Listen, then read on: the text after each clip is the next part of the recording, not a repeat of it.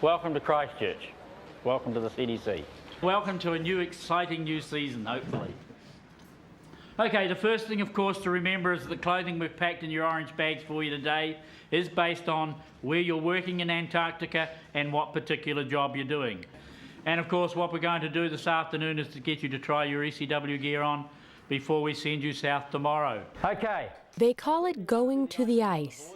It's a simple thing to say, but the journey is profound. Tonight, they'll get warm clothes in this United States National Science Foundation warehouse in New Zealand. Tomorrow, they'll leave for Antarctica, 2,400 miles to the south.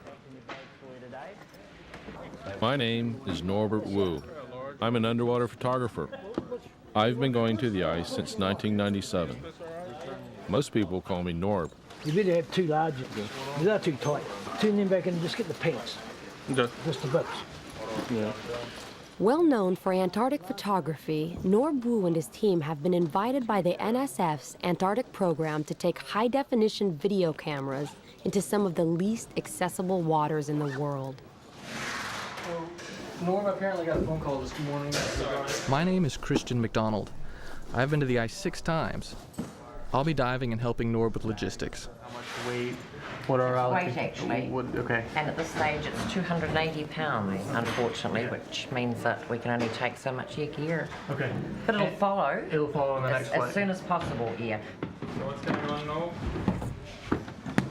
Well, we got to repack everything. So this stuff is going to join us on the next flight, which could be anywhere from just 2 days to 2 weeks. You never know. Check-in time tomorrow morning will be 5 a.m. Okay? So that's basically all there is to it.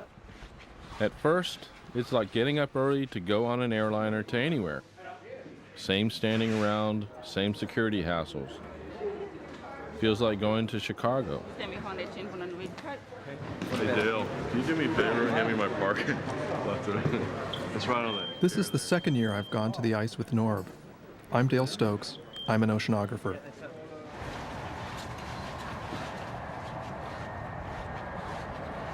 This is no airliner. This is not a trip to Chicago.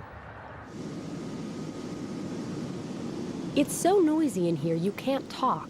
You can barely move. It will be an extremely uncomfortable 5-hour journey. About all anyone can do is think about the ice.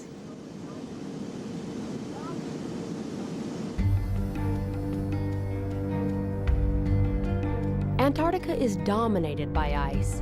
Over much of the continent, the ice is more than 1.5 miles thick. This fortress of cold holds captive 70% of all the fresh water on the planet. If the ice melted, the oceans would flood over half the world's population. The ice controls the Earth's climate. It reflects heat from the sun back into space. The seawater it chills affects currents and temperatures everywhere. But there is more to Antarctica than just ice.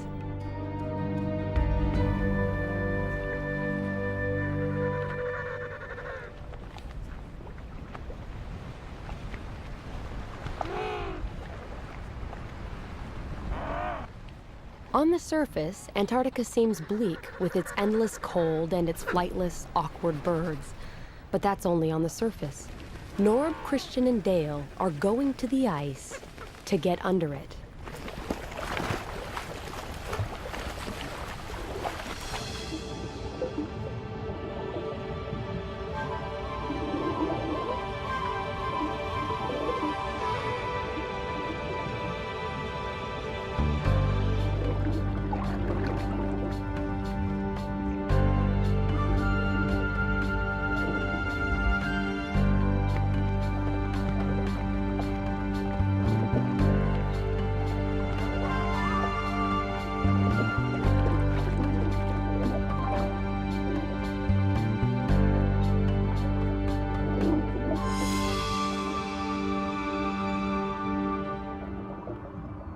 Norb's team is flying as far south as you can go and still find ocean.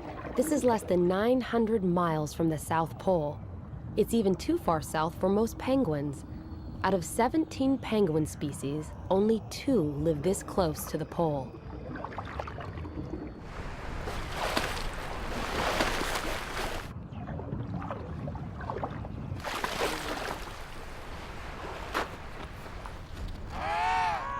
The big ones are emperors. The small one is an Adelie. The penguins only look awkward on the surface. They are completely at home. 5 hours after takeoff, the plane lands on the frozen sea near McMurdo Station, a United States research base. For the passengers, those 5 hours have transformed their world.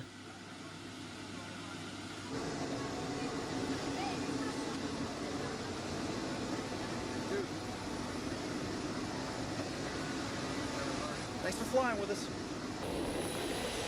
It's like getting out on another planet. I'm always impressed with the purity and the vastness of the ice.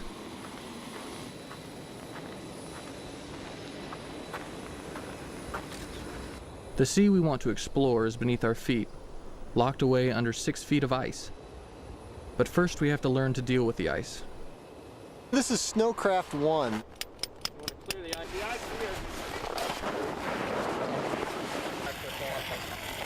This is the basic snow survival course that all field parties have to attend in order to get permitted to head out into the field. The height of the winter, as the sea ice is growing, the continent roughly doubles in size. So in a normal year, you'll pretty much see a lot of little cracks in the sea ice out here. What we're going to do here is we're just going to break out our drills and just find out how thick the ice is here. Whenever you're going to drill, and drilling is considering the potential hazards out here, that's the way you find out whether the ice you're on is safe or not.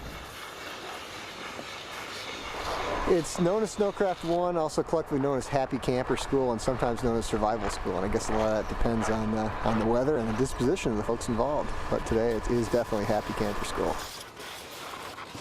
Well, this is a couch. See? This is a party couch. I think I'll turn this into like a little drink rest or a coffee table. Cool. Okay, high winds coming in from the south. You're going to have to hold on to everything you've got. You can't just take the contents of your tents and dump it onto the ground, because otherwise it's just going to blow away. And for God's sakes, you don't take the thing and try and blow into it. You're going to wind up in medical.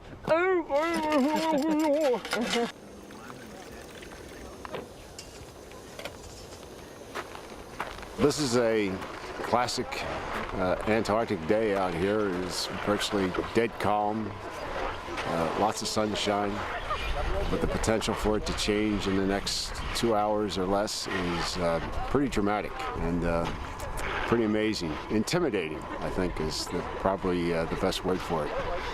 The weather is just plain intimidating, the way it can humiliate you and make you feel small.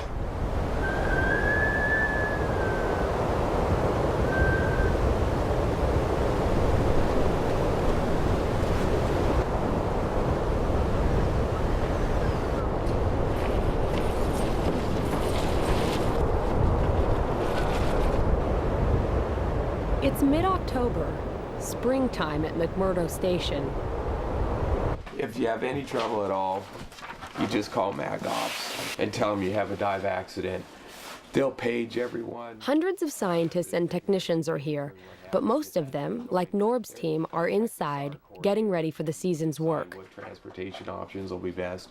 If you're diving locally here, the best transportation is going to be your Sprite. Rob Robbins is McMurdo's diving coordinator. He'll often dive with the team. Have a helicopter launch from here, go up there and pick you up, so. People call this place Mactown. It's a frontier outpost, a modern version of an old mining town. When the weather breaks, everyone scrambles to get out in the field. They're all chasing the most elusive kind of gold, knowledge. This year, the National Science Foundation will support 127 major research projects.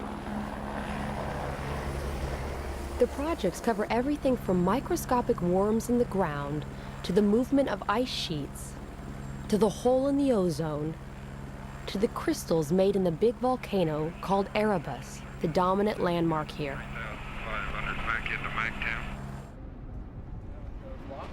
For Norb, Christian, and Dale, gathering equipment and scheduling trips into the field seems to occupy all the daylight hours. And it's daylight all the time. So what we may want to do is fly up here, see if you like anything. We can land anywhere down there, take the door off, and do it again. And just pull it off. We'll put a rock on the door and leave it. All this work is dwarfed by Antarctica. It's the only place on Earth that still has huge areas which have never seen the track of a human being.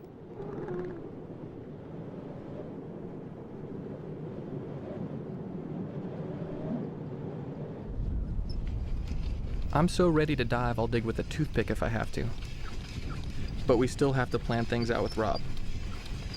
There's some of the Sprite accessible dive sites around here. There's a lot of good diving.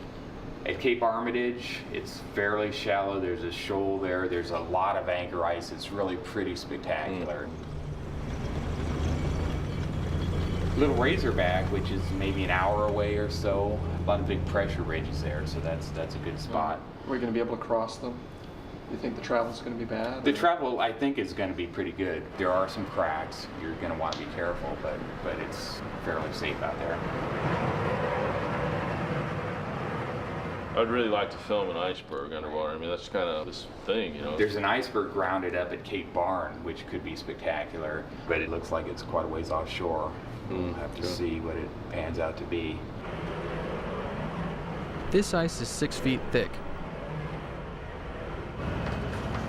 It's like cutting a porthole in a concrete wall.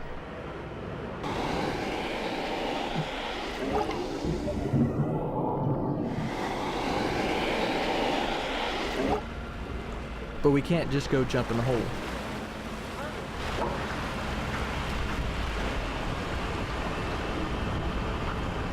I'll come back in, blade it, and I'll bring the hut in, place the hut, and we'll put snow around it, and you're down. That was great. Okay, thanks.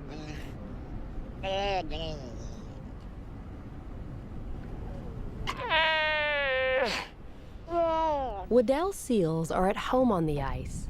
They live far from open water and use cracks and holes to get in and out of the water and to breathe.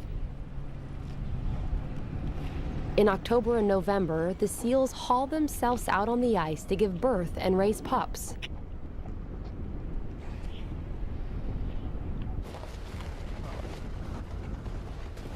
After 10 days of preparation, we're ready.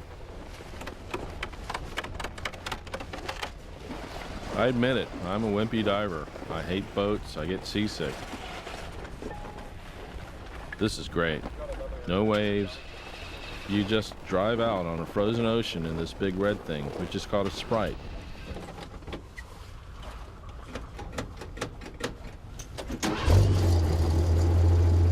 A Sprite is fun for about the first 5 minutes. It's like driving a tank. But a tank's fast. This thing maxes out at about 10 miles an hour.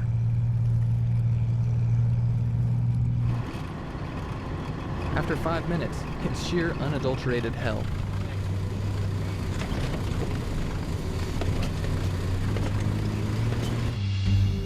After a rough hour's ride over the frozen ocean, the team arrives at the dive hut that they place next to a rock called Little Razorback Island.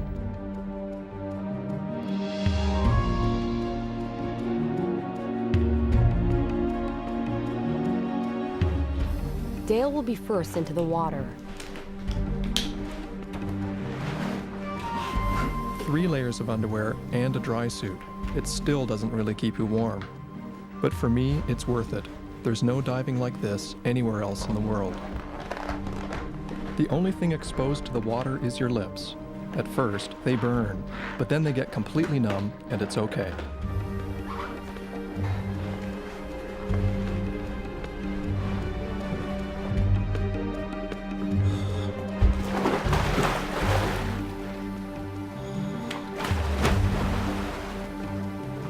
The water temperature here is 28 degrees, so cold it can freeze blood. If something goes wrong, there are only 2 places to get out, this hole and a nearby safety hole. But diving is what they came all this way to do.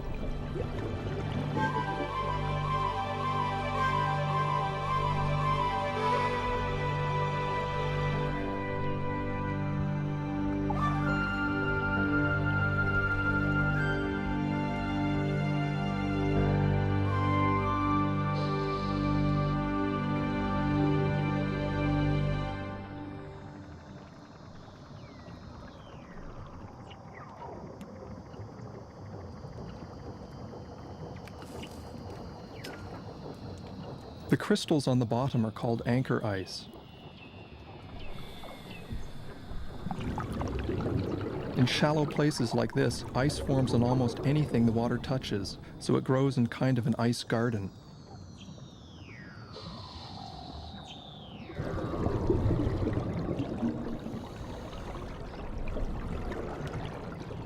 Sometimes it picks up stones or even living creatures like this sea urchin, and then carries them up to the ceiling.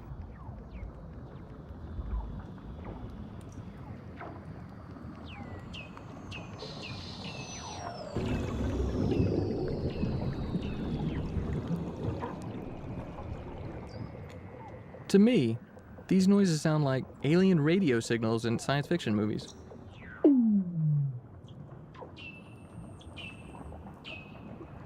They're actually the calls of Weddell seals.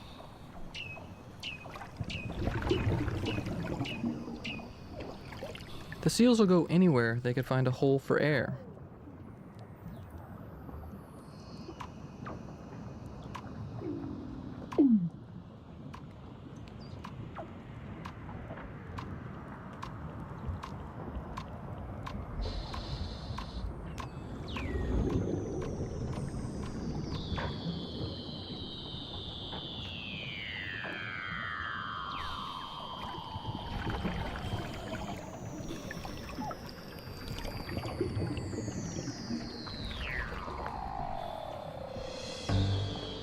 I've dived in a lot of places that are famous for clear water. The Great Barrier Reef, the Bahamas, Tahiti, Hawaii. This is far clearer. At this time of year, you can see almost a quarter of a mile.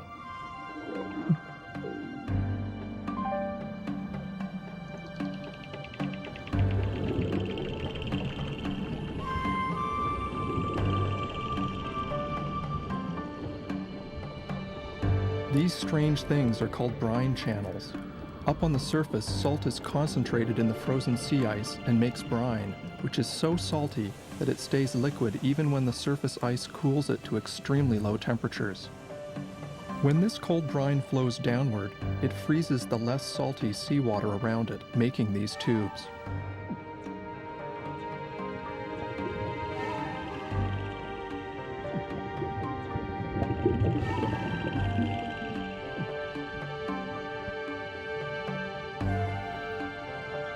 We're diving in shallow water because most of the action is on the ocean floor. These sea stars have just finished off an urchin and are attacking each other. Some of these animals are far bigger than similar species elsewhere. This sea spider is a giant compared to its cousins that live in warmer water. Isolation helps these animals evolve differently, and their slow metabolism in the cold lets them grow older and bigger.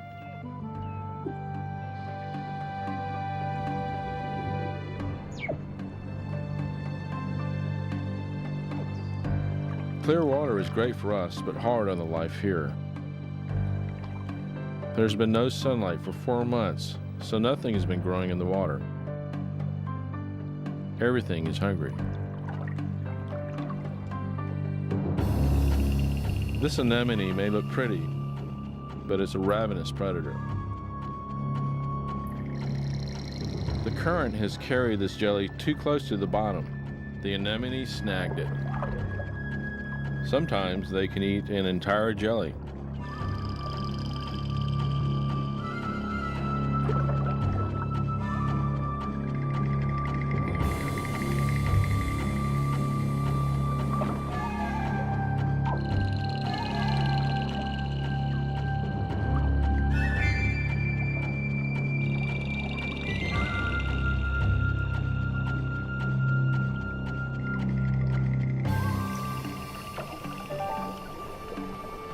After about 40 minutes, you start to really get cold. It's time to get back to that warm hut. Under the ice, you have no clue what the weather's been doing, but this is Antarctica. It's sure to be different.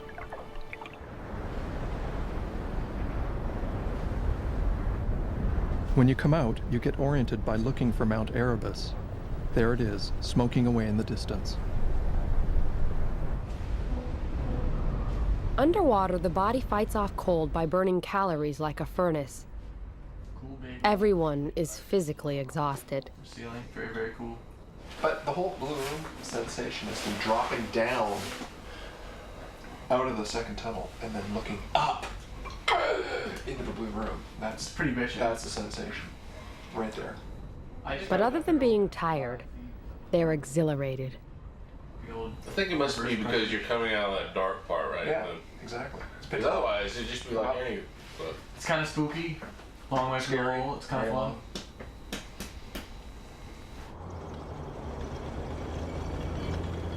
The next day, they're right back out on the ice.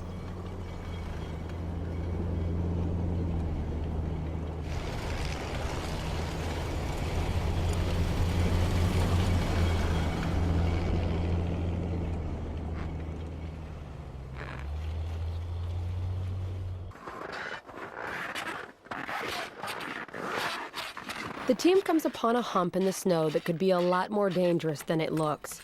This is exactly what Norb and Dale were warned about in survival school. So what's the rule of thumb? It has to be, we need 30 inches of ice, but if we get a crack, it's got to be less than a third the track width. So I think if we just get a shovel here and we can clear some of this away and see how wide it is. This snowdrift marks a crack in the ice. You can't tell from the surface if the crack is too wide for the Sprite to cross. It's always weird to think that right underneath this solid-looking surface, there's ocean 1,000 feet deep. I love diving, but I sure don't want to fall in.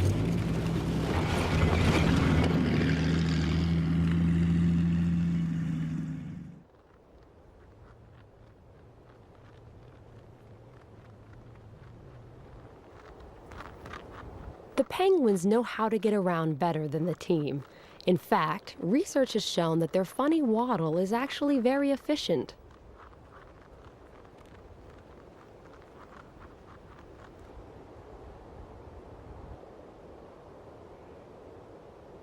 There are all sorts of mysteries under the ice. One of them is how the Weddell seals live. In this field camp near McMurdo, biologists are studying the seals. They have drilled a hole in the ice so far from the other holes that a seal released here has to come back. It's held captive by its need to breathe. Under a special research permit, this male was captured and he'll work with the scientists for a couple of weeks, then be returned to the place he was caught. They have glued instruments on his back and a camera on his head to explore a world of life and hunting under the ice that would otherwise be hidden forever.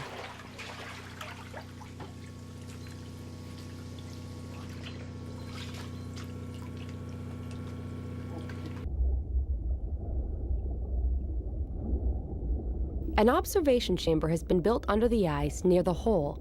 One of the science team is there to watch the seal's behavior.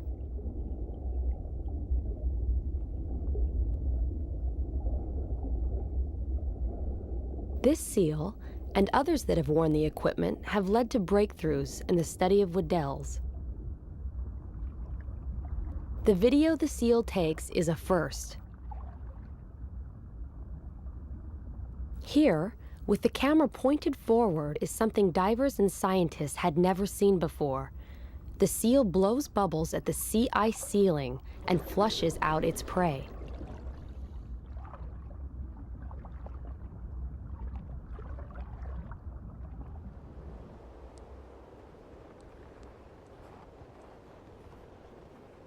The ice is too thin for vehicles near Turtle Rock, which is the best place to see seals underwater.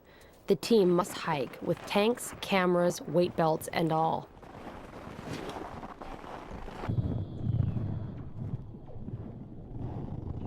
Underwater, a male seal hears them approach.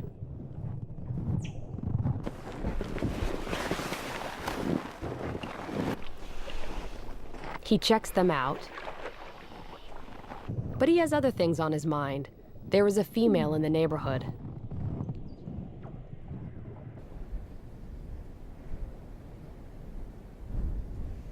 There's no warm dive hut here, but that's all right. It's a balmy day, about 15 degrees.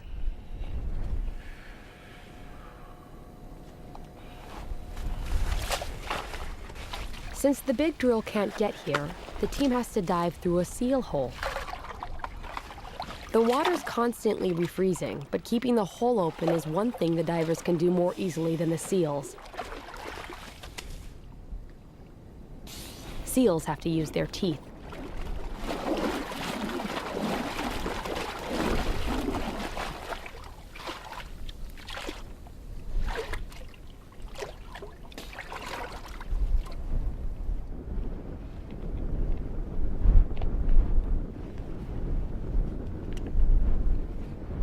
Did you hear it going or not? Did you hear it going? You want to press it?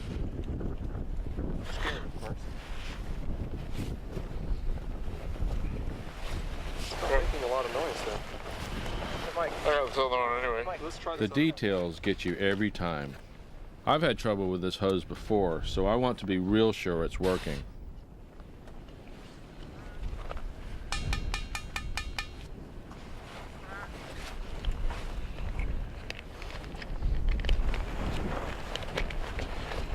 There we go. What do you think's wrong with that one? It's frozen. All right. As Norb and Christian get in the water, a mother seal is teaching her baby to swim.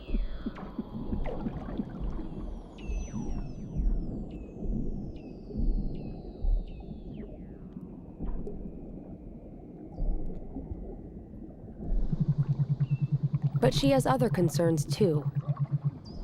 Females, once they've given birth, are often ready to breed, and this female knows that the male is around.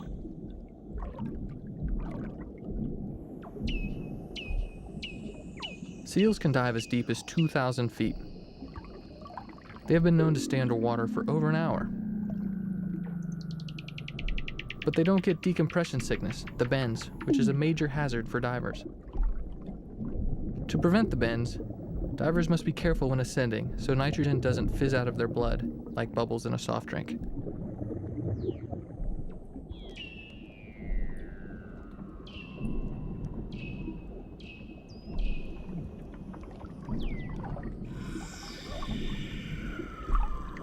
As we watch, a male shows up to chase the female.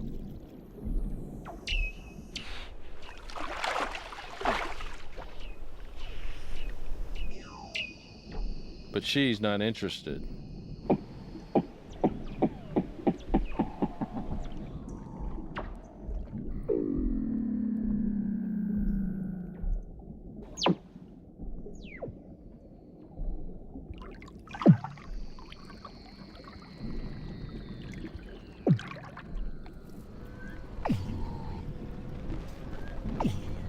The males sometimes fight each other at breathing holes, so we try to use holes that aren't occupied. As Christian heads for the hole to get out, something unexpected happens.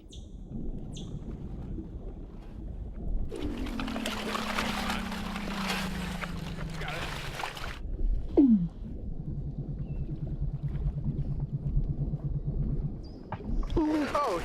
Oh my God! Please don't bite me, please don't bite me, please don't bite me. Oh, you're gonna get bit. He thinks it's a huge male, about to take a chunk out of a part of him that Christian doesn't want to lose.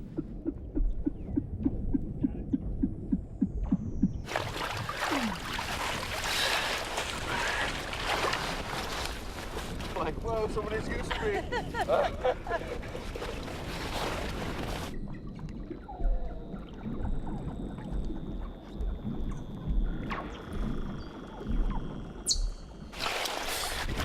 Saw that baby seal go. Oh.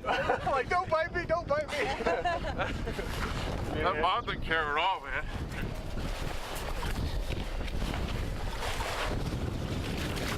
Go, got it. Is that the baby that came up then? Yeah. I was like, oh. Big dude over here, scraping out a hole. This big one is a leopard seal. He's near the top of the food chain. A wolf of the Antarctic. A penguin eater.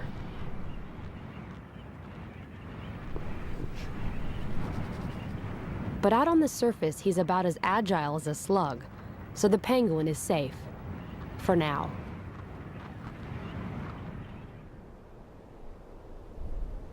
Kular Cliffs, the next dive site, is too far away from McMurdo Station for the team to use a drilling rig.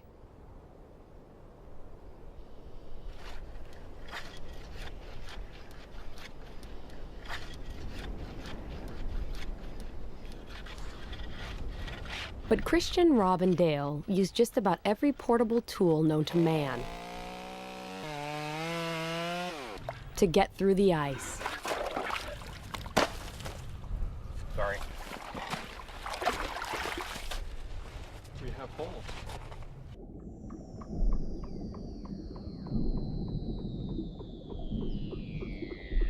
This is the type of sea star that I have never seen before, using its long arms to pick plankton out of the water as the current moves past.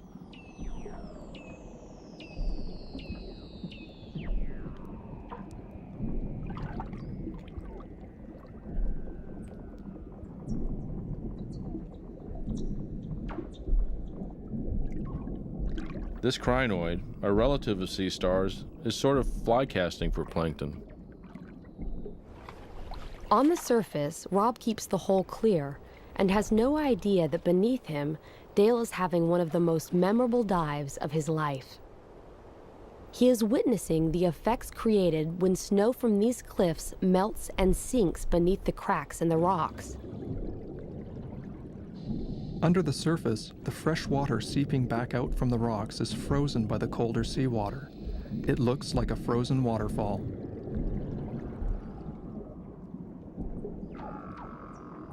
The sunshine has been feeding energy to algae, which is turning green and golden. Soon the algae will bloom in the water and end our season by ruining the visibility. But for now, it's just plain beautiful.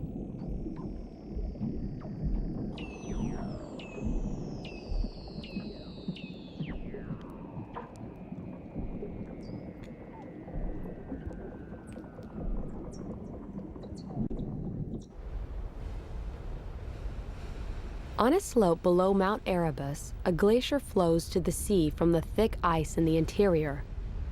In some ages of the Earth's history, Antarctica's ice has flowed completely away. Today, scientists are studying this ice, trying to learn whether it is growing or shrinking and why. This simple and precarious balance between what is frozen and what is not affects everyone on Earth.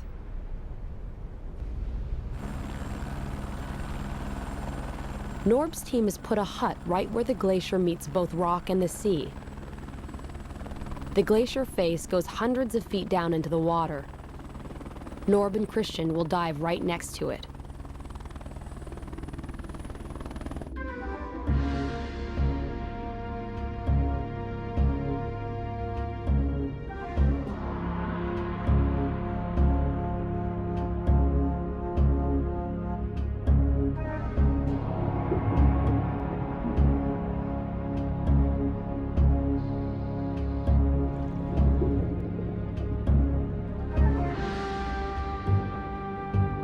This is a spooky place. When you swim close to this, you can't really tell where the water ends and the ice begins. It gives you kind of an ominous feeling.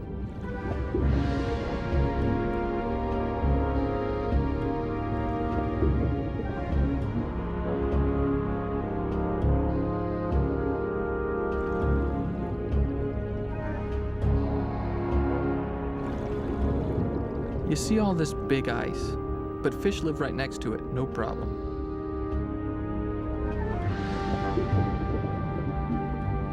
They make their own antifreeze in their pale blood. The ice isn't ominous to them, it's home.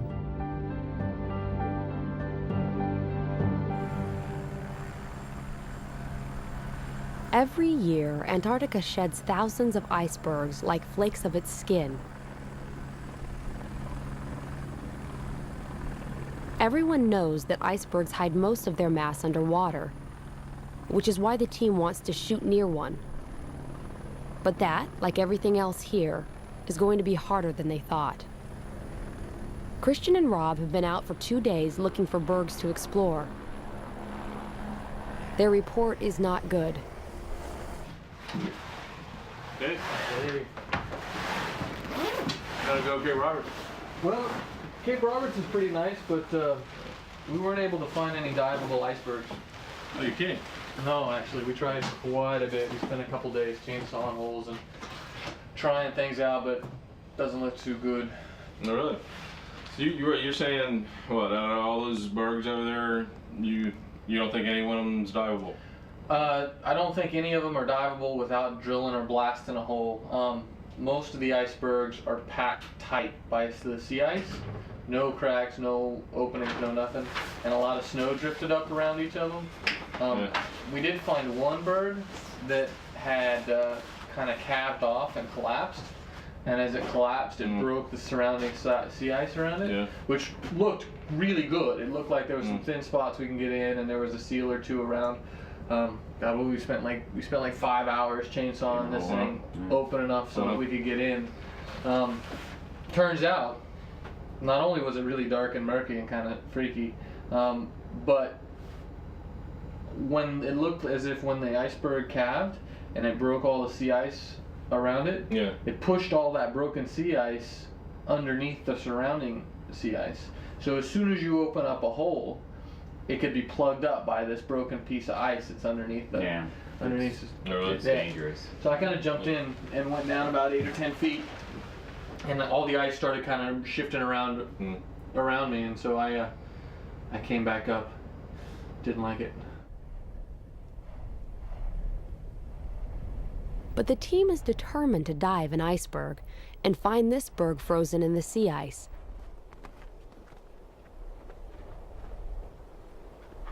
The berg appears to be in very deep water, not the most interesting diving. But at least there's a seal hole to dive through, and what they discover is a complete surprise.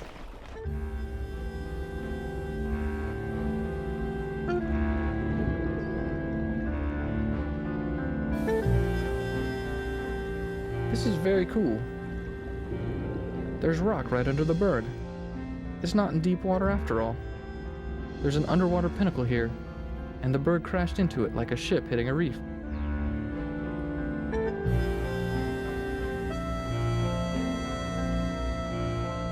But a ship would be here for centuries. It's hard to imagine, but soon this huge structure will just disappear.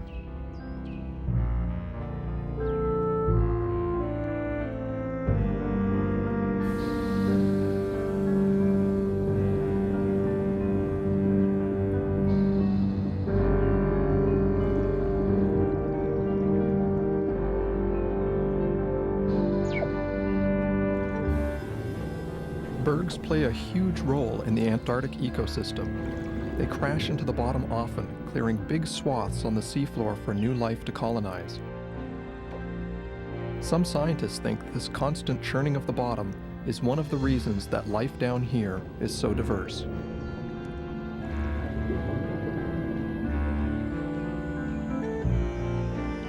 I've seen these dimples on most bergs. They may be caused by the way the ice is eroded by currents swirling against it.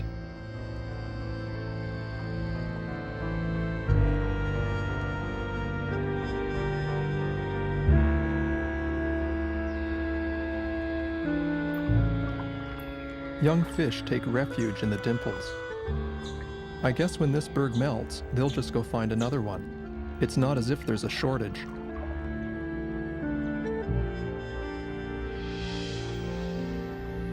This is a desmodina, the same kind of jelly that was nailed by the anemone. It's riding higher in the current though, fishing with 40-foot long tentacles.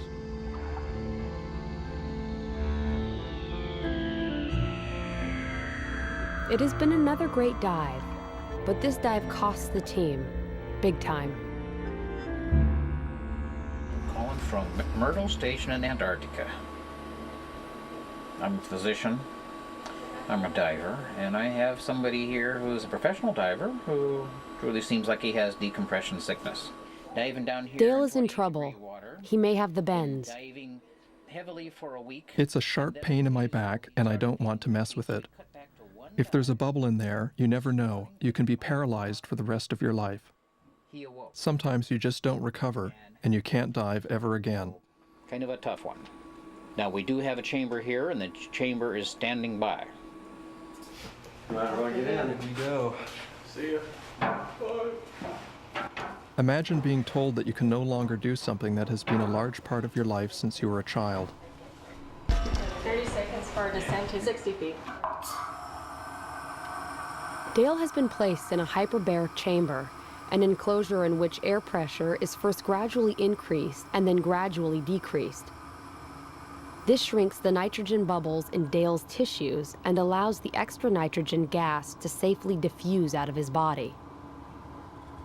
I feel selfish for being depressed about losing what some may consider to be a hazardous job. Most of all, I'll miss being underwater, under the ice.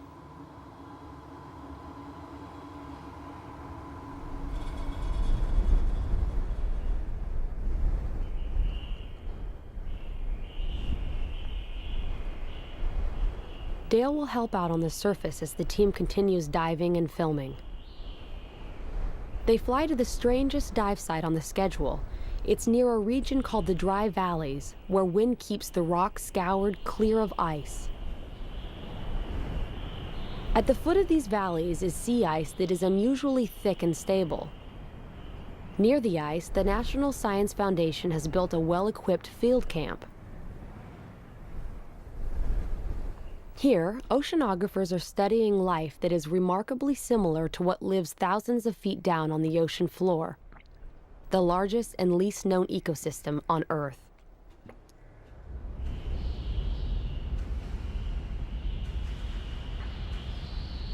But the depth here is only 90 feet.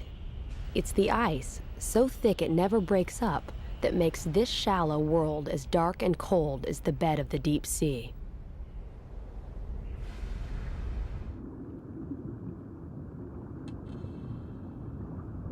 These unusual soft corals have evolved to sweep the sand for food, a behavior that has never been seen anywhere else.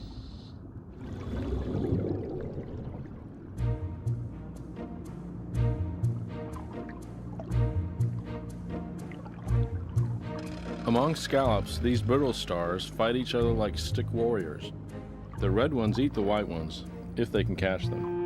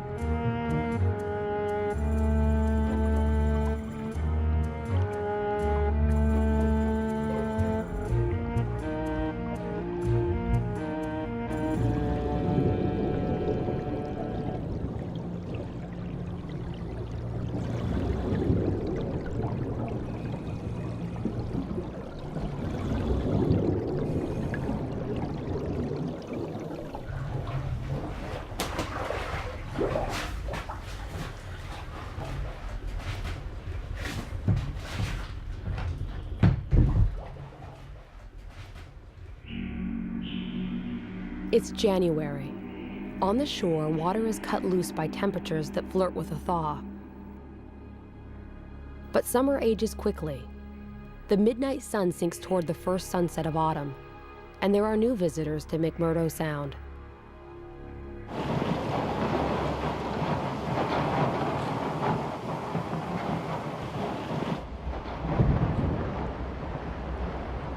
The U.S. Coast Guard icebreaker, Polar Star, arrives to cut a passage for a freighter to bring in supplies to Mactown. In the strips of open water behind the icebreaker, minke whales appear. They're feeding on plankton that has bloomed in the water under the ice in the constant daylight. Minkies, among the most common whales in the world, are still hunted in Antarctic waters.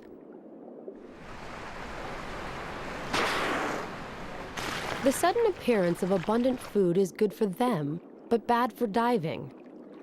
The great visibility is gone, so Norb's time here is almost over.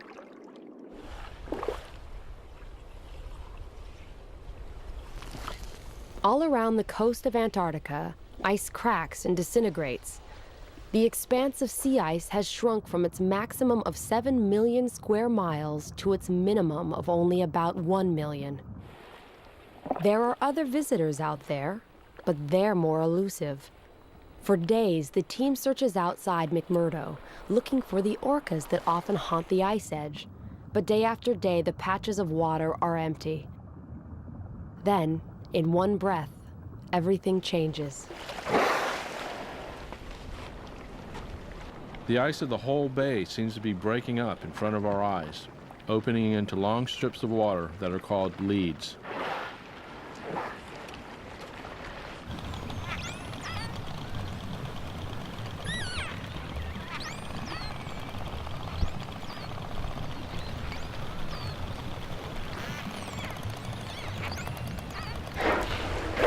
The orcas take advantage of these leads as soon as they open to get as far into the ice as they can.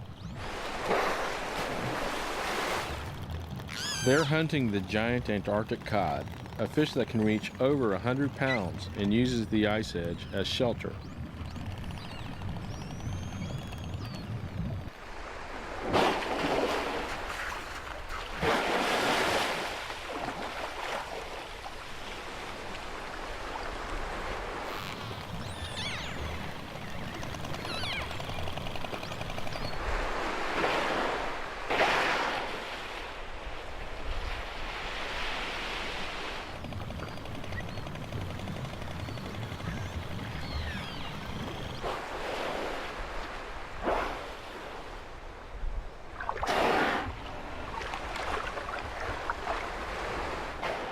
Everyone thinks that orcas eat penguins.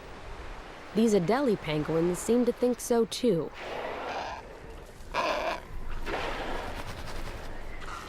But scientists haven't actually seen a penguin eaten here, so they don't know for sure that it happens.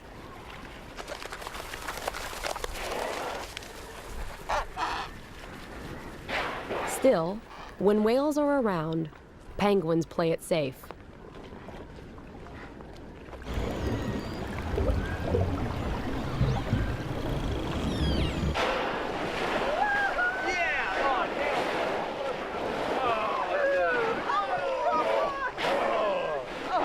Dude, this is ridiculous. There's like 20 whales right there.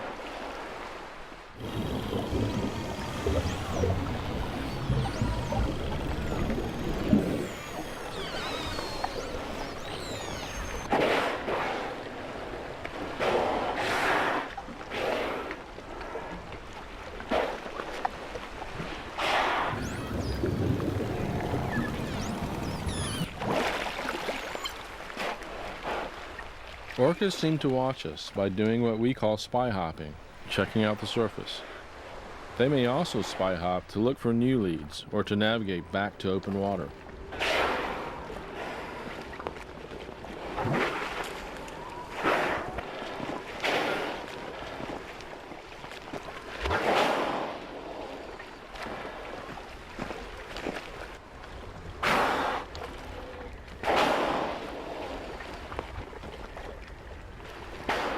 The orcas seem to be at the heart of the huge ebb and flow of energy in the Antarctic Sea, where the sun burns away the ice each year and the long night builds it back.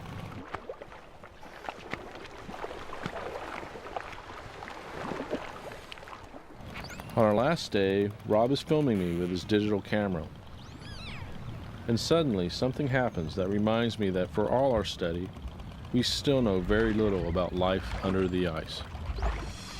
The whale checks me out, then sends some kind of message, but I have no idea what it means.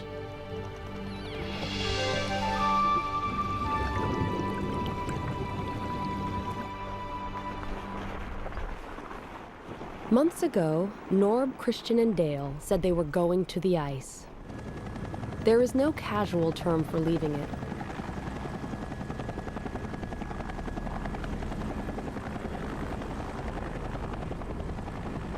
They have looked in the face of glaciers and at the roots of icebergs.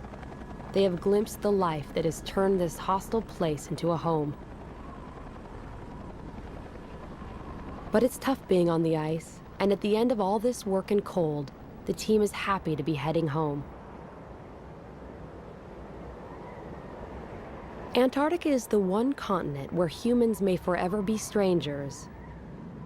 But we have looked past the big white shield and have seen the beauty and mystery that the ice tries to hide.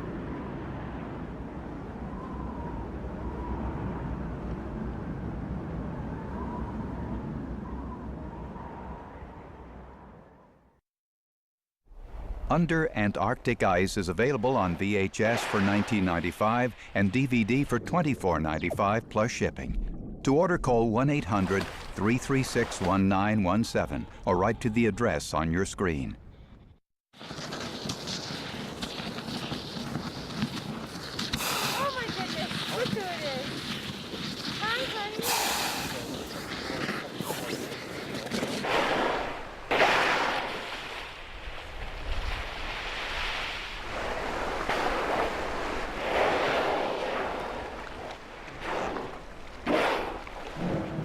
Here's good footage. Yeah. It hurts. It hurts. Going.